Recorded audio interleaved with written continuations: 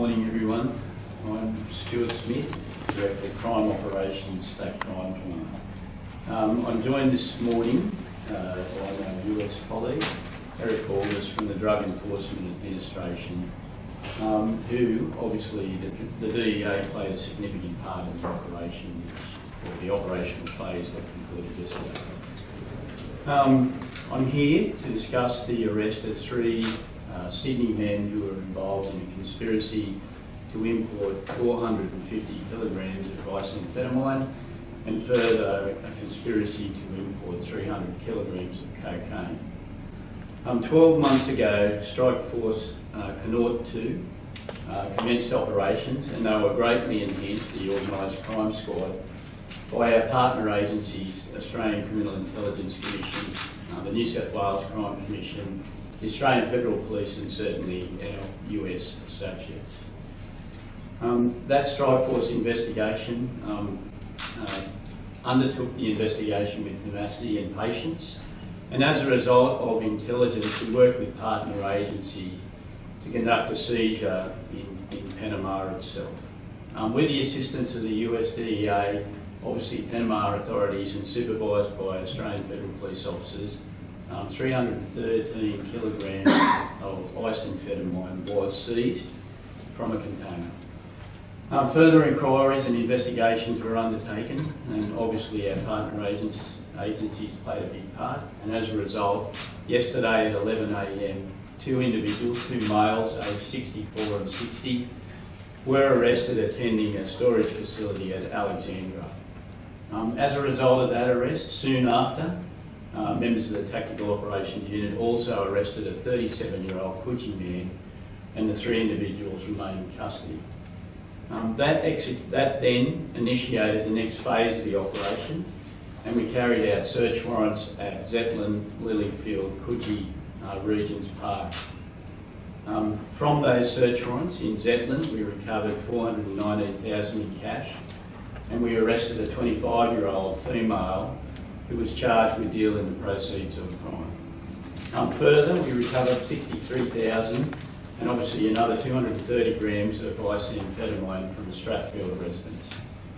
That inquiry is ongoing. So as a result of this operation, a 37-year-old man faces court this morning charged with two conspiracies to import a large commercial border-controlled substance. In that, the conspiracy to import 450 kilograms of isophenamide and 300 kilograms of cocaine into New South Wales. He also is facing a charge of direct criminal syndicate.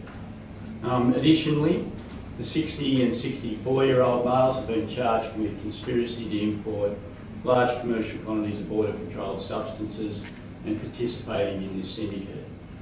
Operation Connaught 2 is now continuing its investigations both locally and internationally. Obviously, in the last 12 months, and working with our partner agencies both locally and internationally, we have uncovered a number of sophisticated attempts to import narcotics into New South Wales. Those attempts remain attempts, and they were resolved with the seizure of tons of prohibited drugs and the arrest of countless criminal syndicate members who are now appearing in the court system. We couldn't do it with our partner agencies. The Organised Crime Squad has certainly enhanced their capability in the relationship we now have with partner agencies, which is yielding the results we need to. Questions? Can you explain to us how the men plan to import drugs into Australia before they In terms of the conspiracy, so they've been charged with a conspiracy to import large quantities of drugs. The actual facts in the matter are now before the court in terms of it. However, in particular, the seizure of 313 kilograms of isophenamide was in a storage cargo container. So Stuart, are you saying that is the allegation that these guys ran this transnational syndicate, or that they were the people who were helping to import it? Okay, so these are three major players at the head of a criminal syndicate importing these large quantities of drugs into New South Wales. The seizure is part of the evidentiary train that we will rely on in terms of proving the conspiracy has been taking place. You made seizures in Sydney as well. Does that indicate that some of this importation made it here? Look, in terms of the importation, so the conspiracy to import was ongoing, and those large quantities did not make it to the shores of New South Wales. Obviously, Panama authorities worked with the US DEA to remove 313, but yesterday's search warrant is evidence of this criminal syndicate's capability of bringing large quantities of drugs into New South Wales. We have disrupted them. We have removed the three major players at the top of the Australia or New South Wales tree, and Connaught 2 will continue to undertake this kind of work through the organised crime squad. The place in Alexandria where the two men were arrested, is that part of their operation? We will allege that it was a storage facility at which a container arrived, and with the tactical operations unit, these two individuals were arrested, and obviously soon after the third individual. Yes, it played a significant part in this conspiracy. You say in the press release that the cocaine was being sourced from South America. Can we be any more specific? Look, I think those questions I'll leave to my colleague from the US to explain overseas operations. We will allege, obviously, that the bisamphetamine was from a Mexican connection and the cocaine was from a Colombian connection, but I will leave specific questions about overseas operations to my colleague. Do you know how long they've been operating this syndicate? Look, what I can say is Connaught 2 was established 12 months ago, and we were acting under significant intelligence from ACIC and other partner agencies to target these individuals. Some of these individuals are known previously, and certainly they will be part of the facts before court this morning. Are you expecting more arrests? In terms of Connaught 2, it is an ongoing investigation. We did seizures yesterday that warranted their further investigation, and obviously that will continue into the future. There's been several massive seizures and conspiracy charges in the last few months in New South Wales, 700 kilos up at Lake Macquarie. They all seem to be independent of each other. Does it show a significant shift in how these criminal syndicates are now working, that they're based in Australia now and not actually being run from internationally? Look, I don't think there's any borders in terms of importation of drugs. Certainly, we all read the Series Report 2016 where it said, obviously, Sydney, in terms of cocaine, had double the usage rate. I think the formation of these criminal syndicates and the risk that they take is all related to the profit they make out of this kind of importation.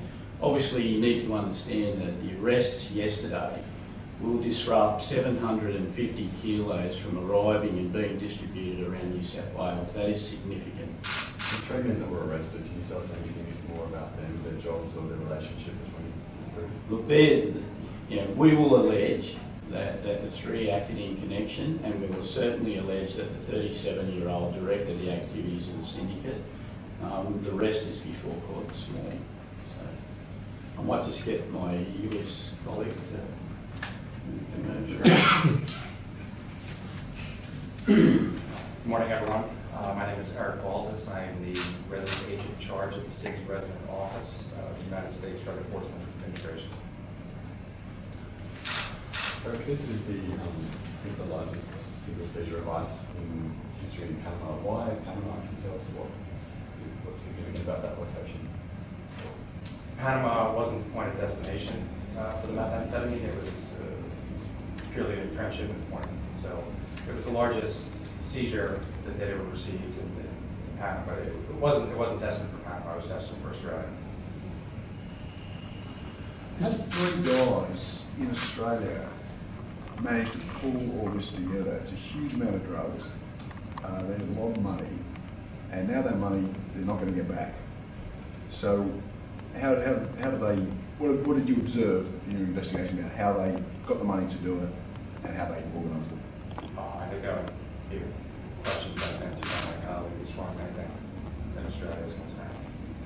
Is your organisation seeing a significant shift in the amount and the huge amounts of drugs now being sent to Australia because of this, it appears, insatiable appetite for especially cocaine in Sydney? Has your organisation seen a significant shift in that? I mean, I think we've seen in recent months significant seizures. And I think that's just a testament to the strong working relationships that we at the United States Drug Enforcement Administration have with our restraining law enforcement counterparts. I suppose what I'm saying is if we're paying top dollar here, and my understanding is we're paying sometimes in excess of 10 times what the Americans are paying for their hit of cocaine, obviously that makes it more attractive for the traffickers to actually bring it to Australia. And is that some evidence that your organisation has seen? I mean, clearly as far as the business model is concerned, the markup in Australia is astronomical. And I think that's going to be attractive to individuals and organizations that are in the business of distributing narcotics. How many officers from your team would have worked on this investigation? DEA has a fairly significant global footprint. We have over 90 offices in 70 countries. This particular investigation, it was our counterparts in Mexico and Panama that assisted us with this investigation. So were you able to talk to us about the conspiracy for the cocaine? The source of that, was that Mexico or was it Colombia? It would have been Colombia. You happy? Good. Thank you. Thank you.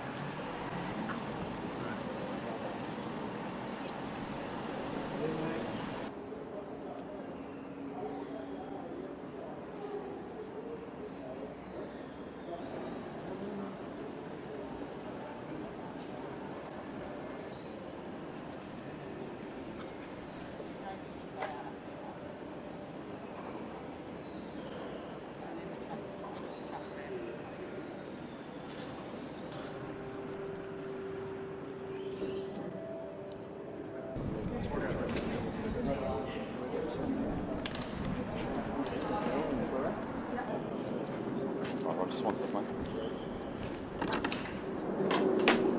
3, yeah? 1, 2, 3. Like I said.